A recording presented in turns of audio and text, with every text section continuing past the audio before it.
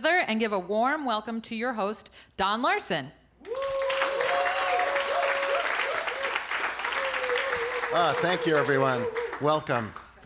Welcome to all of you who are here on campus and to all of those who are online, watching online. My name is Don Larson. I'm the program director for the Media Design Master of Fine Arts degree and the Instructional Design and Technology Master of Science degree here at Full Sail University. And I'll be your host for this session. I'm real pleased to introduce Steve Switaj, who is the head of engineering at Laika Studios, which is the largest stop-motion animation studio in the world. So please put your hands together and help me introduce Steve. Thank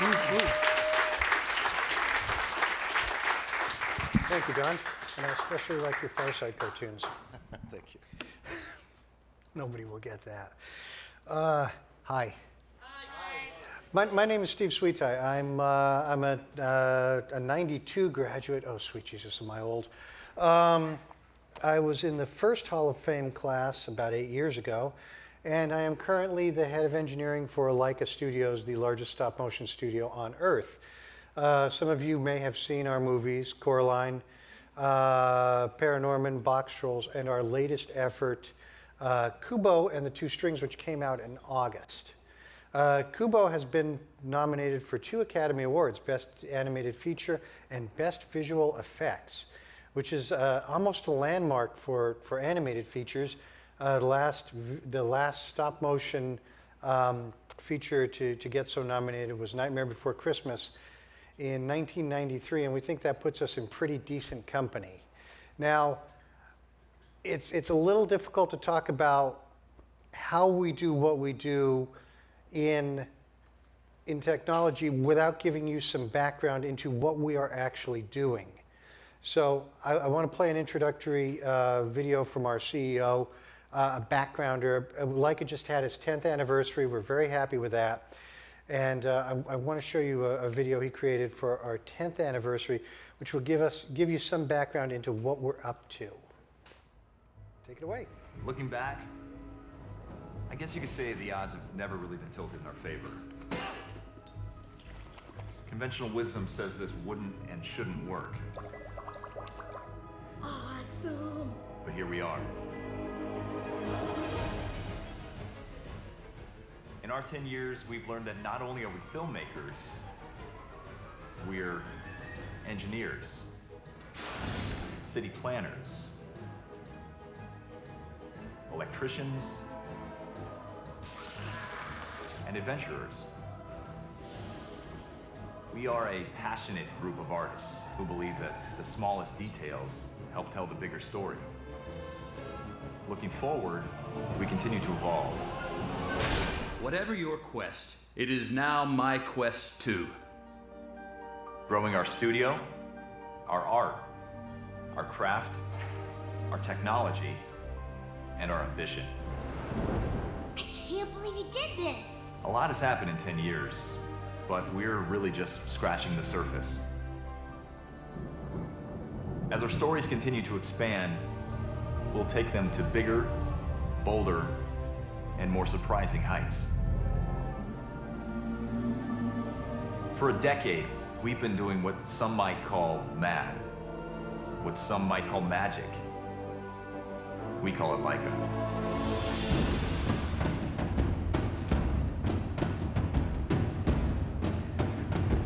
You're just in time for supper, dear. Can't you be like other kids your age? Oh, baby.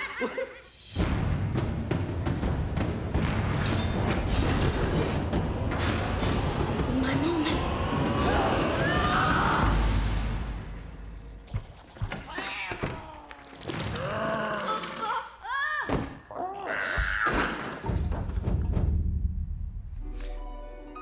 Okay, so it's a bit of a promotional piece, but it does give you some idea of the scope of what we do up there, of the style of what we do. We do stop motion animation. It's an age-old process. I think the earliest example is something from the 1890s, something along those lines. We do it with a modern flair. As many of you know, we're known for our facial replacement technology. We're also known for our motion control and motion capture technology, and how we integrate those two things together. This is really, really, really difficult to show off of some sort of presentation. So I'm going to pop a couple of videos up. We're going to take a look at them. We're just generally going to see what we're doing here.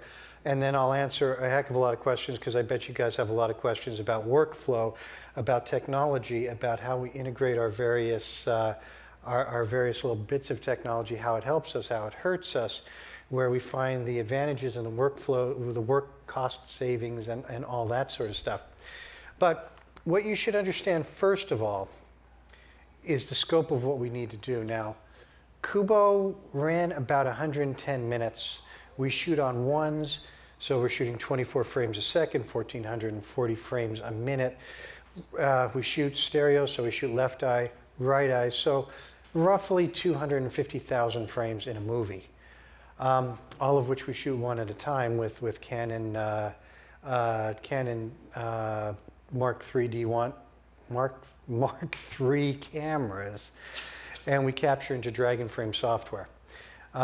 Most of it then is taken, it's post-processed through a relatively simple is the wrong word, relatively straightforward, relatively traditional pipeline.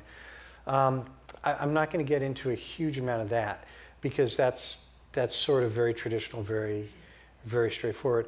I am going to kind of get into how we do what we do on stage. I've got a couple of time lapses to show you. I'm going to show you the first time lapse, and it's sort of a time lapse of our animators at work. And we'll go back to it. We'll pick out a couple of pieces. But again, I'm just trying to wrap all our heads around the scope of what we're doing here. So I will start with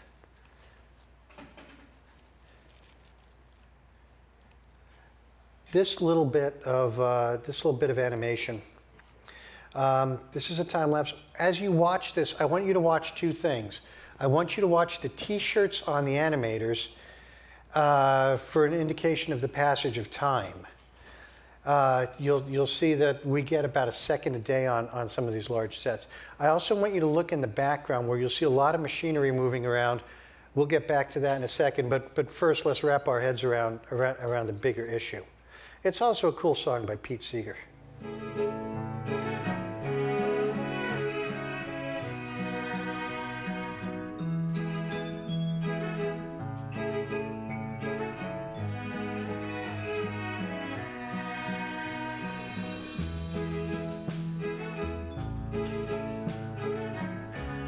You'll notice a motion control camera crane in the background as we speak. And, well, there's another camera.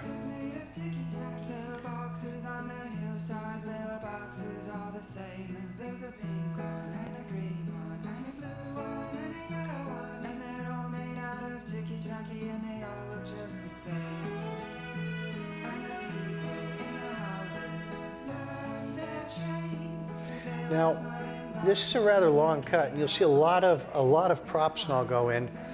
A lot of this will be, a lot of it will be created for the movie via 3D modeling and whatnot. We have a huge department that does nothing but that. And of course our faces, we'll get into that in a minute. What I would point out is you'll see the animators popping the faces on and off. That's sort of important to us. Here's a large, and there it goes.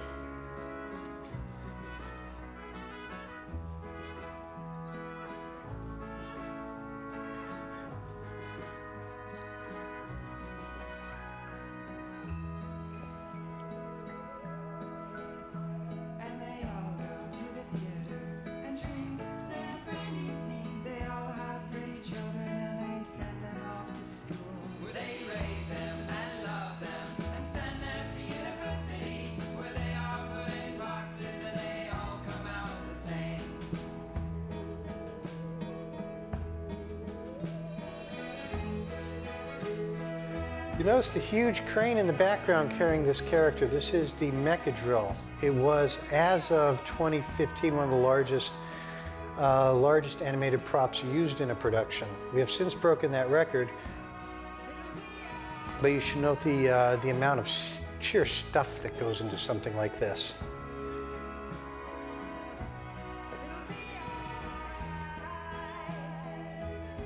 And that's good. We can tail out on this. It's going to end in a second anyway. Let's stop here. I'll just leave this still up here. So, what do we want to talk about first? We want to talk about faces and characters, or we want to talk about stage operations, or anybody have a preference? Good, good. There's no preference. All right, I'll go to, faces seem to be the thing, so I'll go through that. I'll just touch briefly on stages.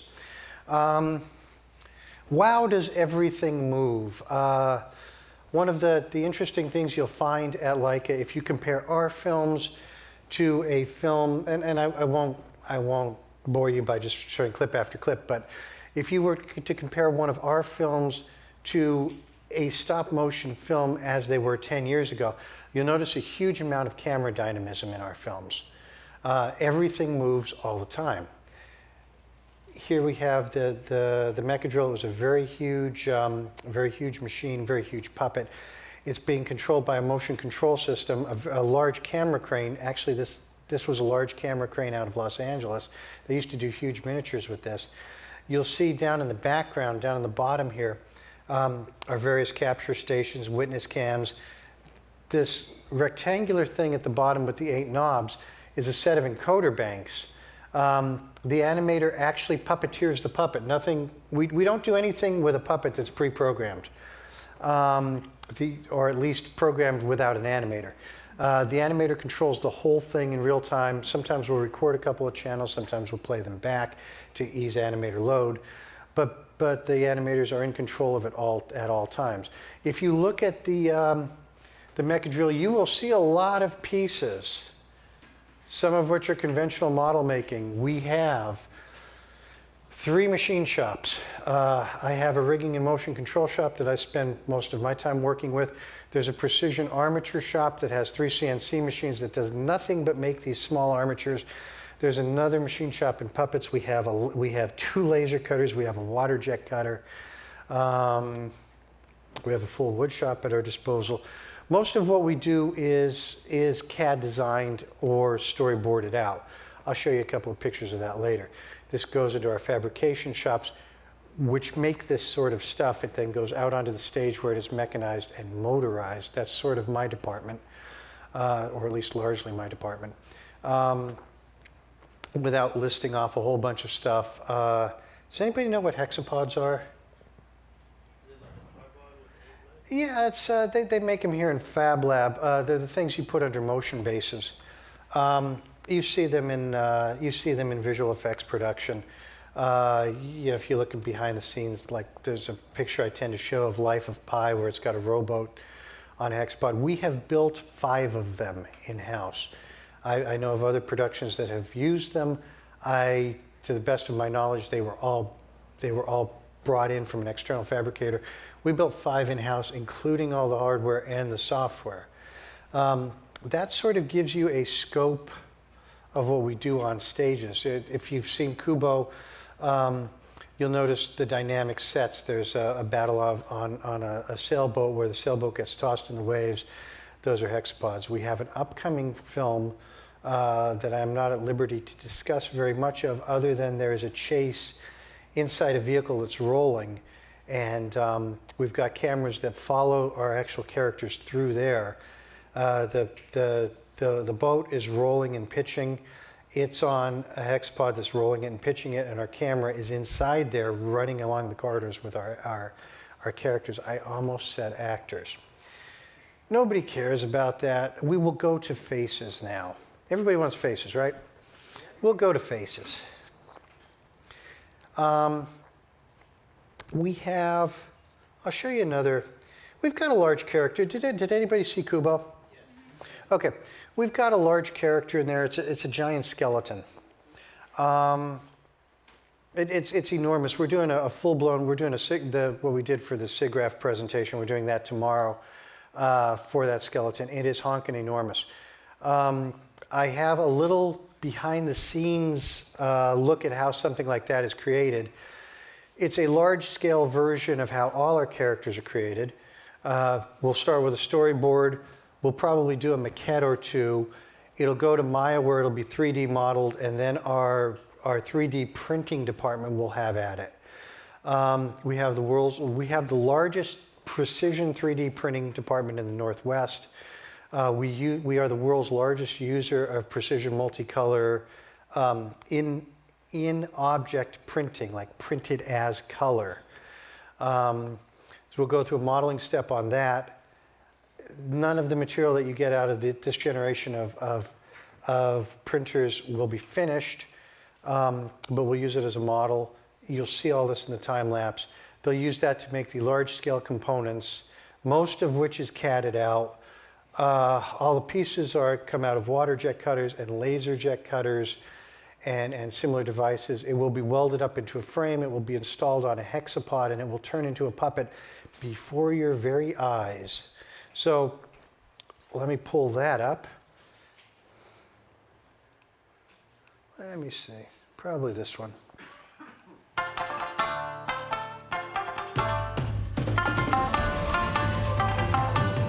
So,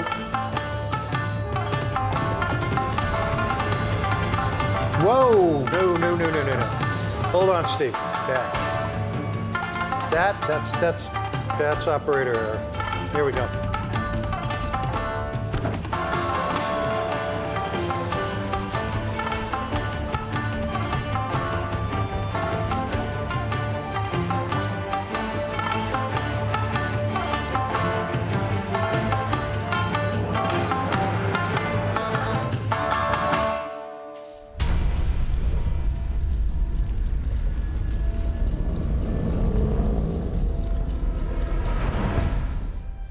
Etc. We won't go through the whole thing.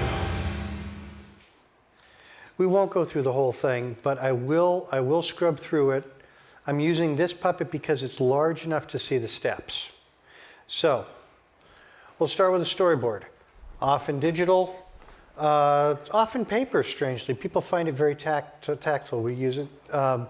It goes through a character design phase. Typically, we use an easy-to-use modeling program such as ZBrush.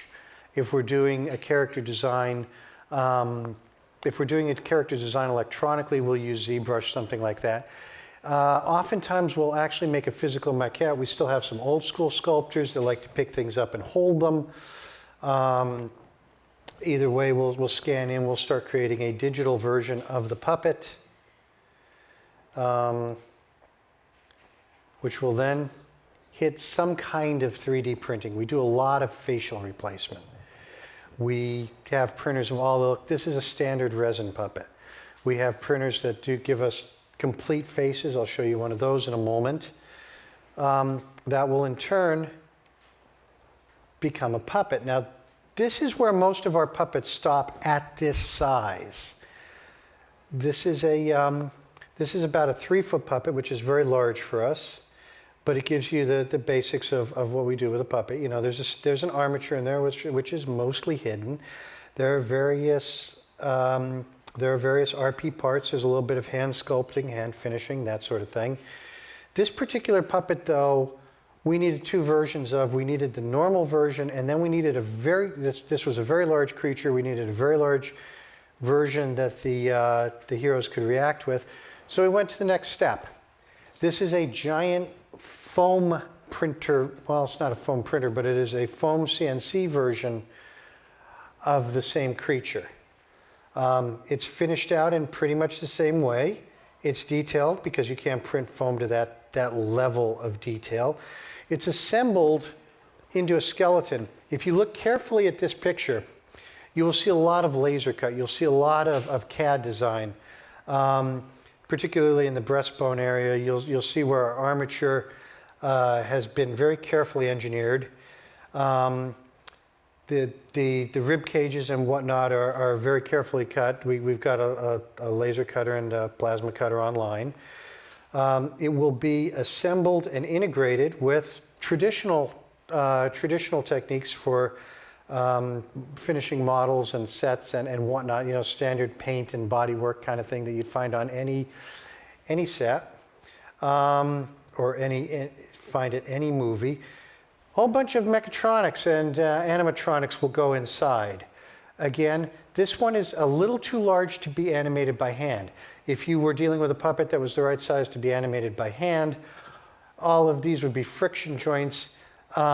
Since they're not, since it's way too big for a hand animate, you'll find electric actuators and various types of actuators and magnetic things and stuff of that nature inside this puppet. Again, a couple of finishing steps. This puppet is way too big to walk around on its own. Normally a puppet is about 6 inches tall. That's the sweet spot for us.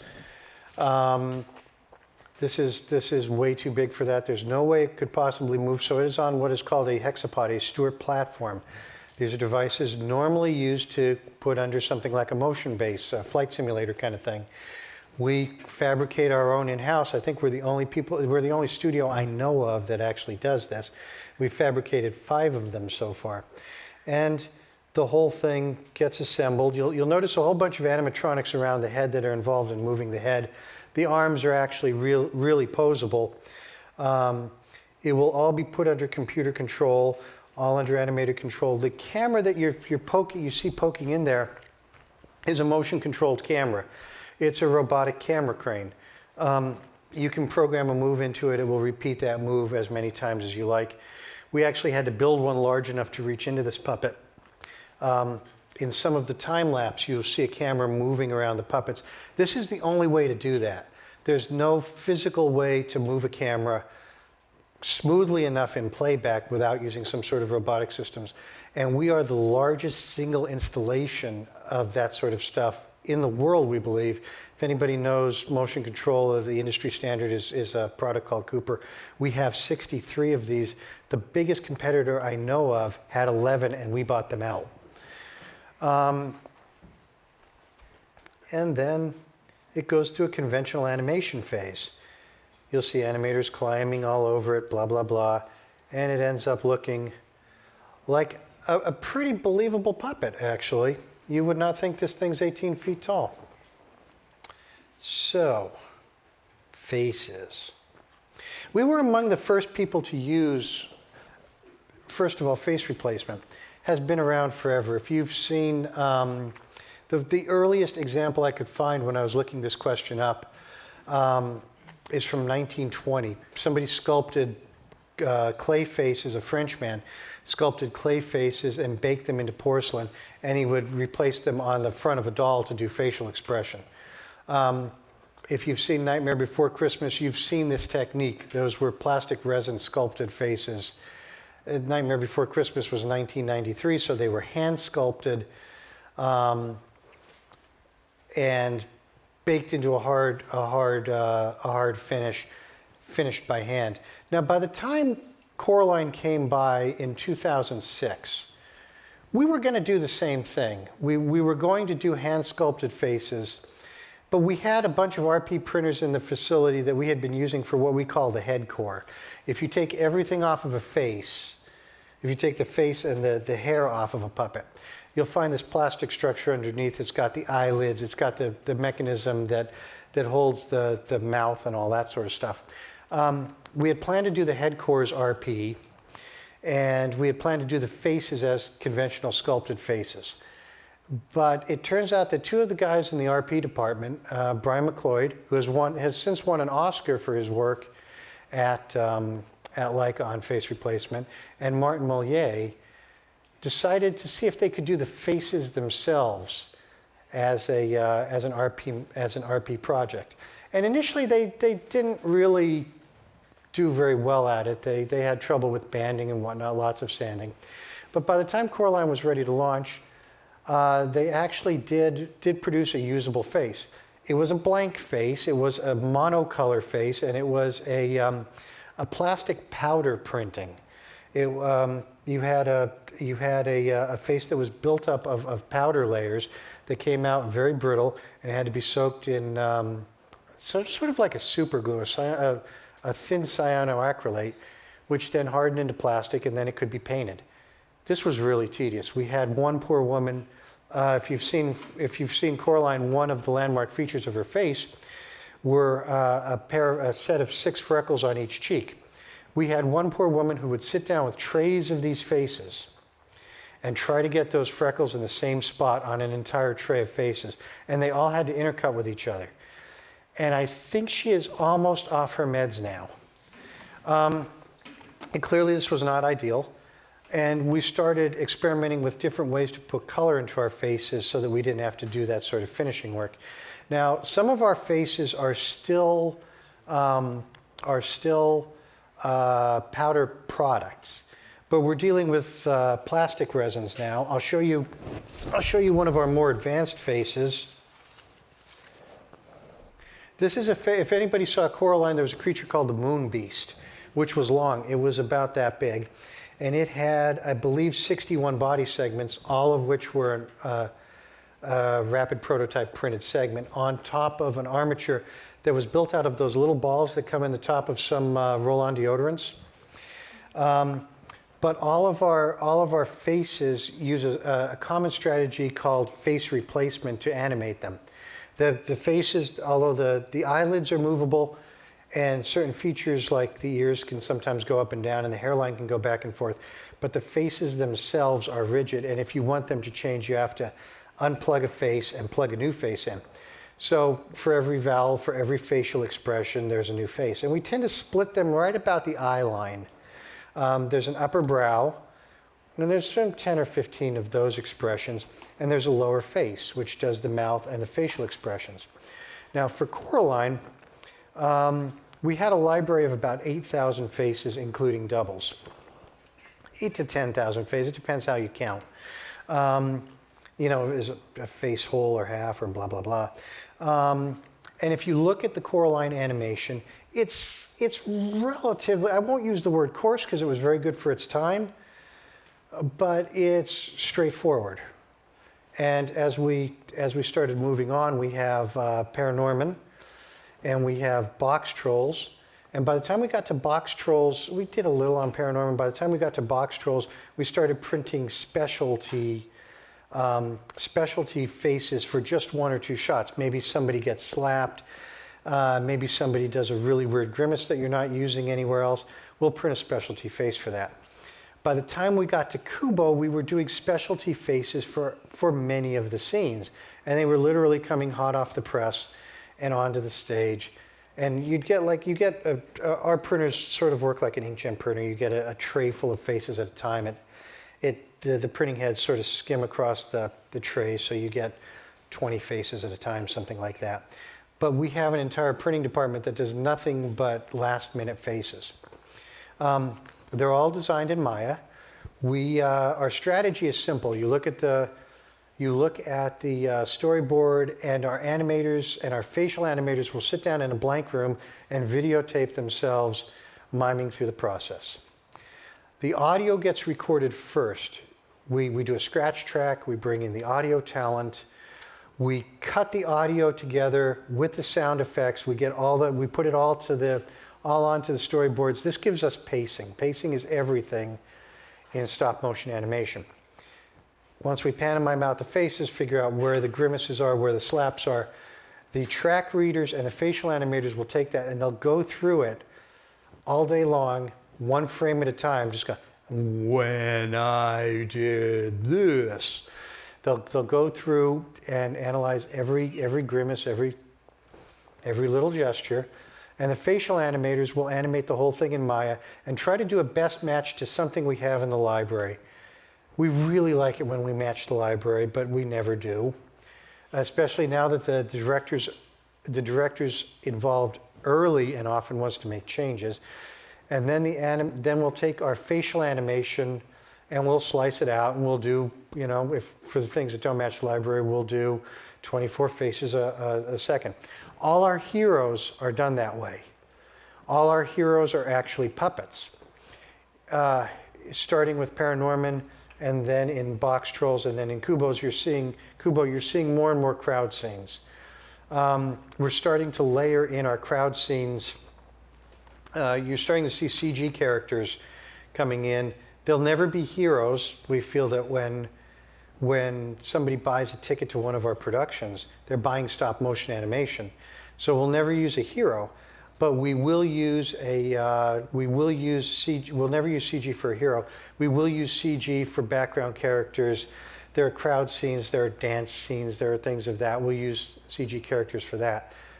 That, oddly, is one of the most challenging aspects of our work, because it's really difficult to get a CG character to exactly match a physical piece of plastic.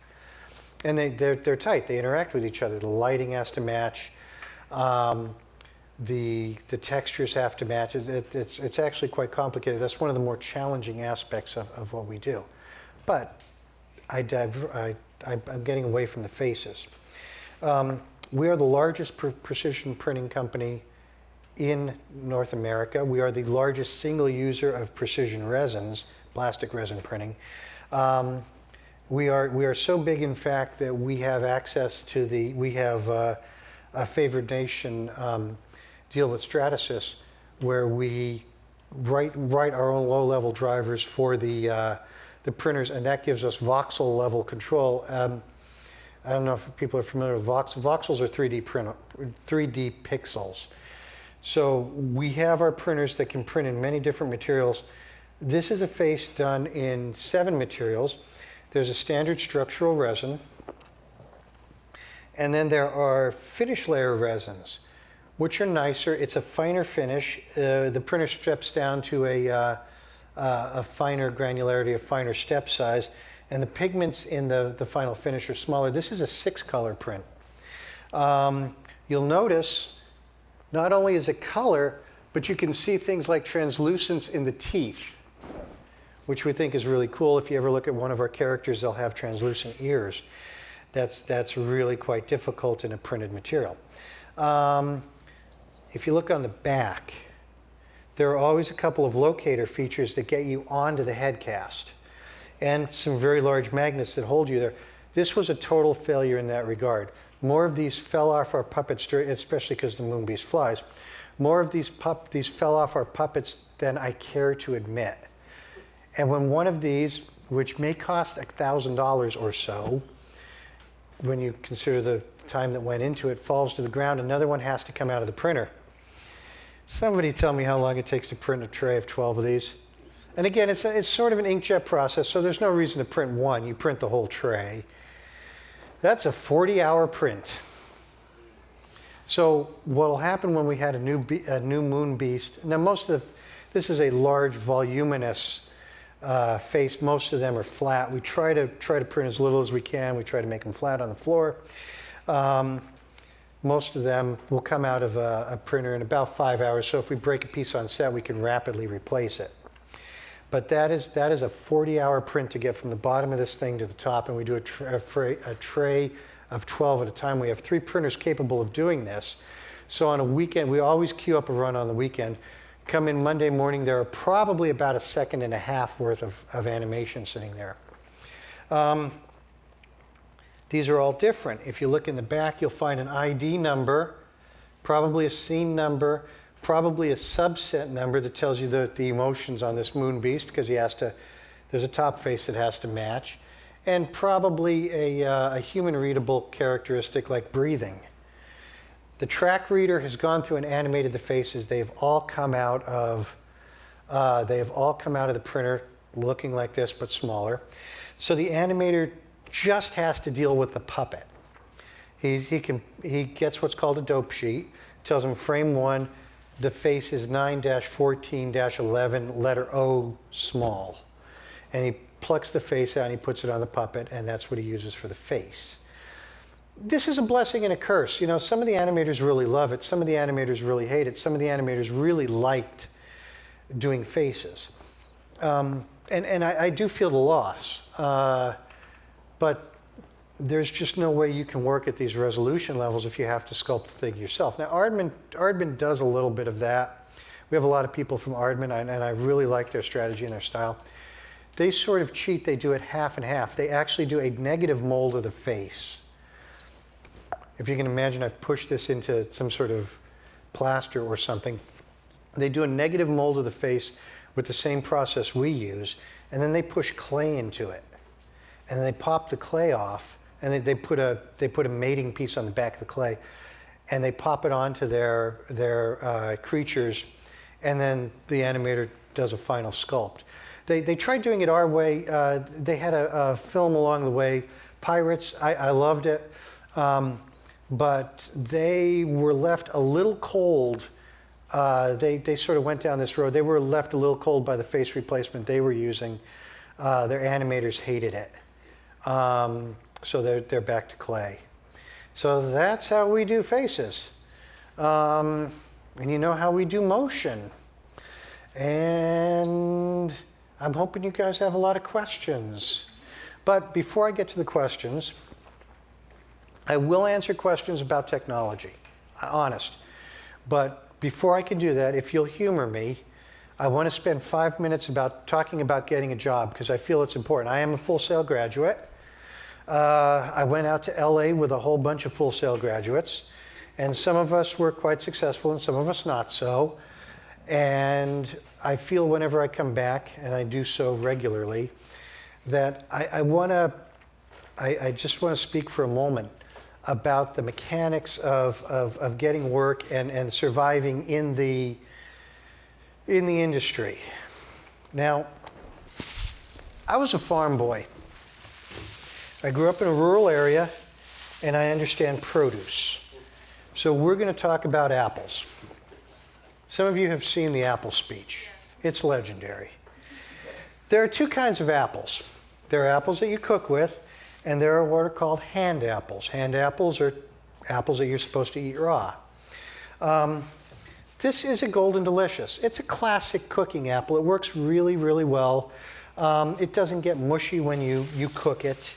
I'm sorry, that's a Granny Smith. This is a Golden Delicious. It's a classic cooking apple. I'm not really up on the texture. They're a little bit mushy for me, but they work well for apple purees and whatnot, and apple sauce. Here's a Red Delicious, the counterpart. They taste the same. They look a little different. This is a Honeycrisp. This is a hand apple. It's meant to be eaten this way. It is delicious when it's cold. This is a Granny Smith apple. Not too much to be said about Granny Smiths. They kind of go their own way. And this is a Bosc pear. Now, pear is not an apple, but it is a member of the pominaceous fruit cultivar variety. They come from a common feedstock. Now, I have in front of me 5 of these things. How many people think they're going to eat an apple this year at some point? Everybody's going to eat an apple this year, right? How many people think they're going to eat an apple this month? How many people think they're going to eat an apple this week? Today, how many people think they're going to eat? How many people are going to eat an apple right goddamn now? I noticed there's only one very enthusiastic person here. Which of these apples do you want? The pear. Bold choice. What was wrong with this one? This is my favorite apple. Why didn't you like this apple? Did this apple personally offend you? Did it say something about your mother? What about this? Do you have an inbuilt bias against dark-skinned apples? There's nothing wrong with these apples. These apples did nothing wrong. There's no flaw in them. They didn't go to the wrong school. They didn't take the wrong courses. They didn't insult anybody's mother. They have no weird personal hygiene habits. There is no reason why, what's your name? Sam. There's no reason why Sam chose this pear, which has a bruise on it, by the way, instead of these very fine apples. These apples should feel no shame. They have done nothing wrong. And in fact, I picked them at the supermarket this morning, so they are eminently pickable. But they're not going home with Sam. This is the film industry. You'll get out there, you'll get your resume out there, and you will get a zillion no's. There are barrels of apples in the produce section. Most of them I passed by this morning. Most of them are going to go home with somebody.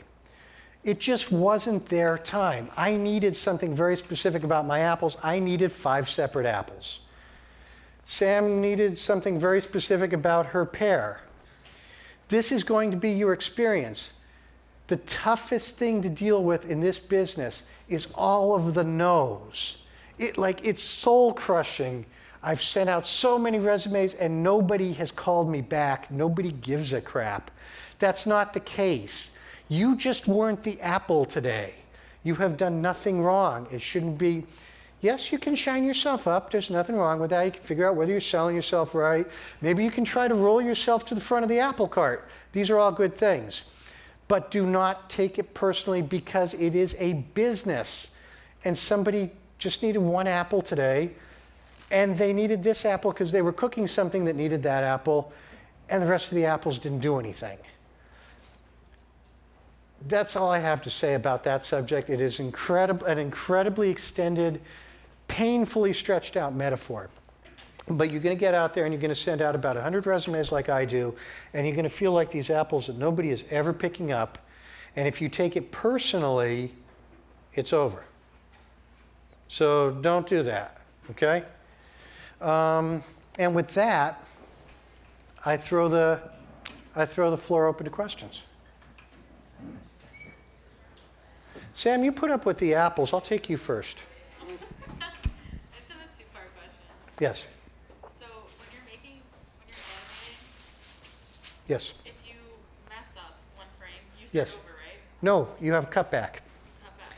Yes. Is there any other time that you try to fix it at that exact moment and not go? Yeah. Okay. How many people do stop motion animation? Okay. There's a very common product we actually use at the professional level. We actually use a product called Dragon Frame Animation, which you can buy for $300. It's really amazing. It was actually made by our art director on Coraline is a guy named Jamie Cleary, and he got frustrated because he could not use the camera he wanted. So he called up his brother, Diami Cleary, who wrote the software for the Roomba, and said, "Clunk something together for me. I need an animation program." And Dragon Frame was born. And they went commercial with it. We didn't want it. They went commercial with it. Now we use it. We have 150-something seats. You can buy it for $300. That is the level where the technology has kind of the accessibility level on this technology. It's amazing. But the question is, what happens when you screw up? Well, all our cameras are Canon Mark IIIs, D1 Mark IIIs, and now we're going to the D1 Mark IV, and they have live view. So the animator will use that as a video camera to animate to, and sometimes he'll have a second or third camera to give him a better angle. And if he screws up, he'll cut back a frame or two.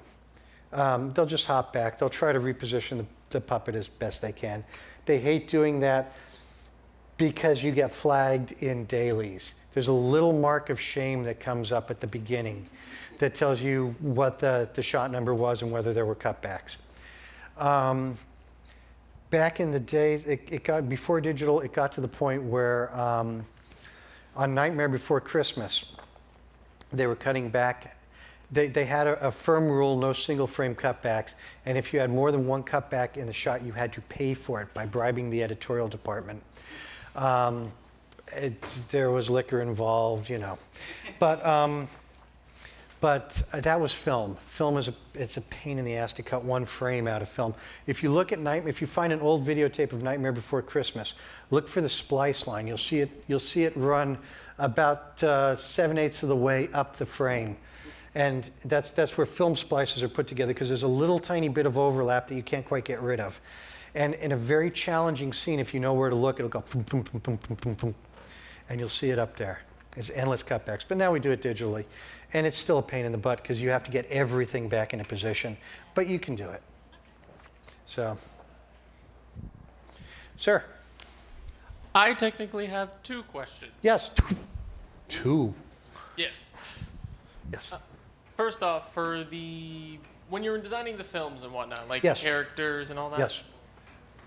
What usually goes through the process of that? Like, do you know that? Yeah. Okay, that was a simple question. Oh, you went yeah, see, you asked, do you know that? There's a lot of conventional art direction. If you look at our characters, they are not anthropomorphical. They're not real humans. They're all distorted in various ways. We speak the language of Looney Tunes characters. Our characters tend to be children. They have a large, friendly head with large eyes, because that's shorthand for child. The adults will be various types of distorted, depending on, okay, I'll go back to box trolls.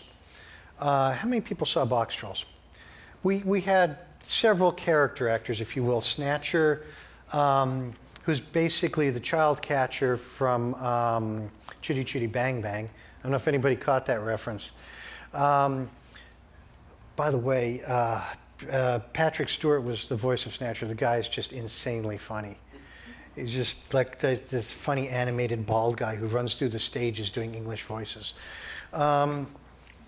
He's distorted in such a way to make him a caricature of himself. They're very tall, they're very spindly. Again, we tend to project. The Chuck Jones and the character of Looney Tunes is probably a good place to start with our characters. The director sits down with an art director. A lot of this is old school. A lot of it is pick up some clay and sculpt some characters until you're happy with them. Those will then be digitized. We'll try to put a conventional armature into them. We'll try to reuse an armature, because the armatures inside these things cost somewhere between $20,000. The Moonbeast armature cost $100,000. We tend to try to reuse that. We never can, because each director wants his little childlike character, which is 6 inches tall, just like the other childlike characters, to be just different enough that we can't reuse the armatures. We'll do a digital model of it. We'll try to put a standard armature in it. That won't work. We'll take an armature model and we'll manipulate it as much as possible until we get a combination of body and armature that can actually be produced. The armature is done in a precision machine shop, preferably out of stock components, although the armatures are much more complicated than they were even 10 years ago. We've got armature parts now that have an integrated chest pack that breathes and heaves, and the clavicles move when you shrug the shoulders, and you shove various like Allen keys into what look like very anatomically uncomfortable places for the puppet, and you adjust things inside of them. Then that puppet will be produced in a 3D mold production process. Typically, the body will be cast out of a synthetic latex product. The hands are a lightweight armature in a slightly heavier synthetic product that can survive flexing. What is called a skull stack or a head core goes on top of the neck, and then the faces go onto that. We try to keep the head cores the same. We try to keep the eyes the same. To the extent that we can, we try to keep the armatures the same, because believe it or not, that's where the actual expense in a puppet is. The faces we're going to have to do one way or the other. So that's where we do a puppet. That's how we do a puppet. The adults are, the adults are always sort of menacing, and that was it Tom Jones? Who did the Looney Tune animation?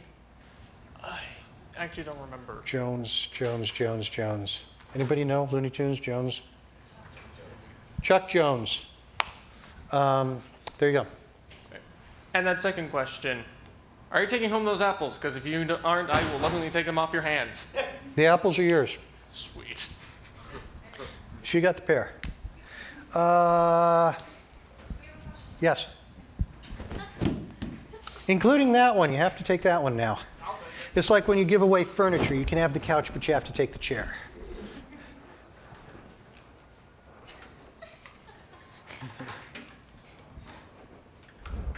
My laughably extended metaphor.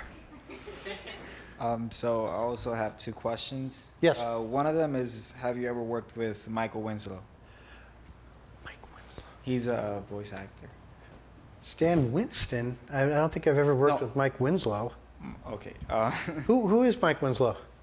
He does more than 10,000 voices. I don't think so. I may have, though. I'm really bad with names. Okay. The other one is, what can go wrong with 3D printing? What about the 3D printing? What can go wrong? What can go wrong? What can go wrong?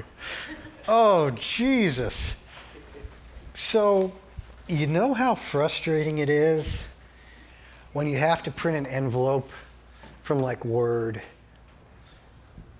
Am I the only one who has problems with this? Because it never works for me. It never works the first time. My return address gets cut off. It comes out upside down on the envelope. You get banding. It comes out as the wrong font. Well, all these things happen in the 3D world, but they happen in layers that are 4 microns thick and they are stacked on top of each other. So lots of things can happen. Assuming something disastrous doesn't happen, like you get a weird print surface that just didn't map right. Your polygons don't, the biggest issue is if your polygons don't mesh right. You get internal-external inversion, which gives you these really weird things where the software reads the surface and you get these weird flowery shapes. You get layer delamination. This is my biggest pet peeve with 3D printing. Do you guys do a lot of 3D printing? And if so, do you use the PLA, the filament printers? Anybody use a filament printer here? Okay. Filament printers are sort of the standard hobby printer. There's a big drum of nylon filament that comes in from the top. It gets melted. It gets deposited. The problem is the material is not isotropic. The layers don't always bond together, and as it cools, it sometimes rips apart. Well, all that happens with resin printers too. So this is my biggest peeve with RP printing. You can actually print metals. You can print some exotic compounds, but at the moment, our resin printers, which run constantly, and I am grateful for them, cannot do anything structural, aside from like holding a puppet face. And this is the biggest limitation right now of 3D printing. The material just has very poor isotropic properties. Its mechanical properties are not the same in all 3 planes. And you get weird shrinkage. And if your stage gets too hot on some of the resin printers, the binders in the resin slowly ooze out.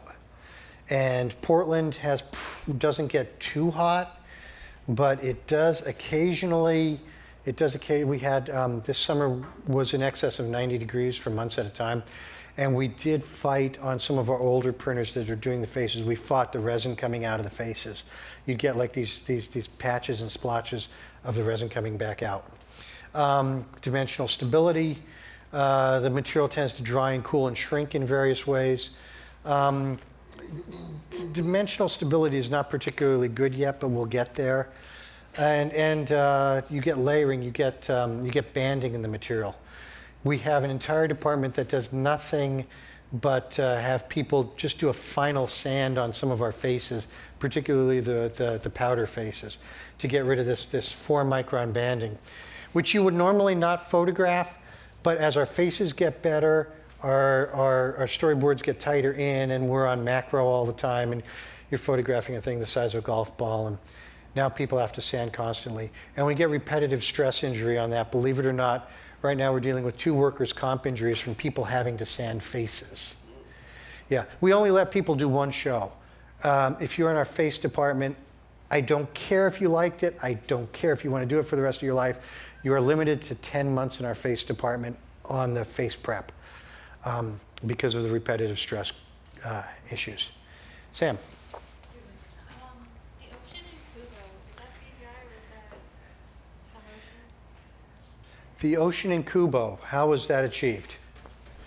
The ocean in Kubo is a wonderful technological accomplishment.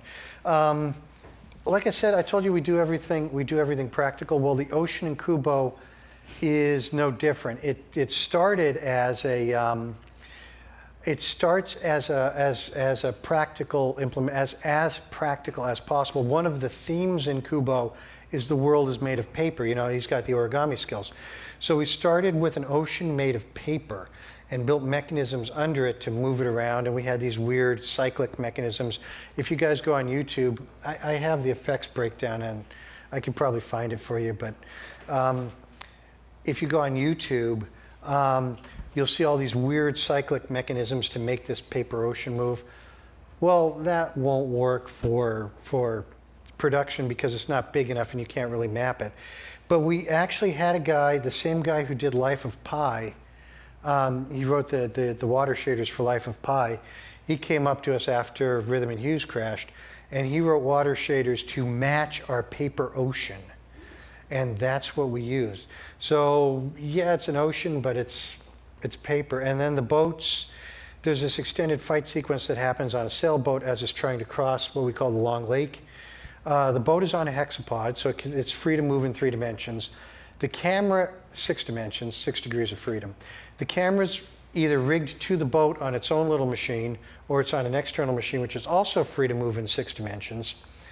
And it's all fed with data that is tracked off of, believe it or not, we went out and we got the DVD version of, what's that thing on History Channel where they're like trying to catch crabs in the Bering Sea? Deadliest Catch. We digitized dozens of hours of footage of Deadliest Catch to figure out how cameras move on boats and how boats move in storms, and we ran it into our machines. Low tech, probably violated some copyrights, whatever. So, yes, sir. Yes. Sorry, is your company does your company, was it Laika? Laika. Laika? Like the space dog. Yes. Do you plan on creating content in 360 or for virtual? Have you started working towards that? Yeah, it's kind of weird. You know, we've been approached by a company that wants to do some behind the scenes stuff, but there's nothing behind the scene. I mean, I could play the time lapse again. There's the set, and then there's stuff, you know? Lighting and cameras and so many wires. But there's really, you really can't. Some of our larger sets, you could put an immersive camera in. Some of our larger sets are the size of this room. It's really stupid. It really is. But if those of you who have seen Kubo, there's an enormous fight at the end of the movie that takes place in a ruined castle that literally could fill this room. And it's still a standing set.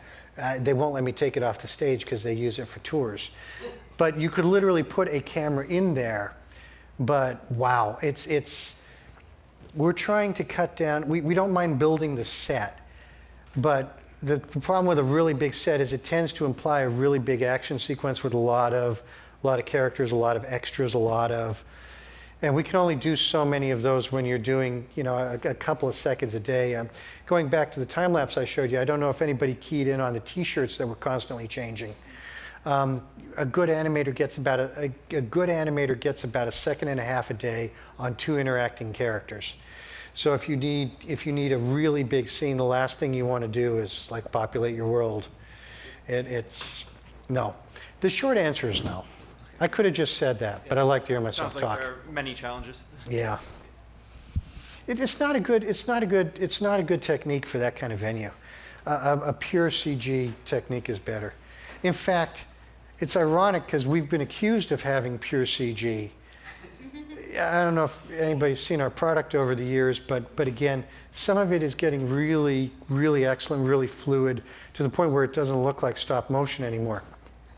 You know, first we removed some of the cracks that show in the face, and then we, you know, and there's actually some discussion afoot for the really complicated faces. We've got some faces in the next one that have fur on them, talking animals. There's talk about, you know, doing blank gray faces with tracking markers and putting a CG face over that, and the animators are ready to lose it over that one. But, you know. Yes, sir. I hope it's a sir. I can't really see people, so if you're a woman and I say yes, sir, don't take it personally. So I heard a lot of people say that stop motion is a dying art. Do you think there'll always be a place for stop motion, or do you think it'll eventually die out? You know, I think it's its own thing. It is. It's anchovy pizza. You know, it's. I grew up with a lot of it, and I still have a soft spot for the Will Vintons and Rankin Basses of the world. The like the Rudolph the Red. If you want people to just go, at Laika, just mention Rudolph the Red-Nosed Reindeer. It's its own thing, and I think a lot of people like that. You know, it's especially a lot of kids. I think it really resonates with.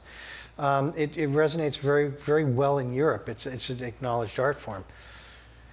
I don't know whether there's much of a market. CG is, what we're doing is so close to CG that I don't know there's much of a market for the. We make $60 million movies, and that is just really that's really the edge of where you can get your investment back. So I don't see it growing much beyond what we do. I think there's probably a space for 2 or 3 good movies a year, but that's about it. Sam, Pear Woman, what's up? It's a mighty fine pear. It is a good pair. Yeah, no, it's a good pear. It's a really good pair. Pear. Bruise and all. Yes. So I remember seeing in Paranorman you printed face smears. Is that that's true, right?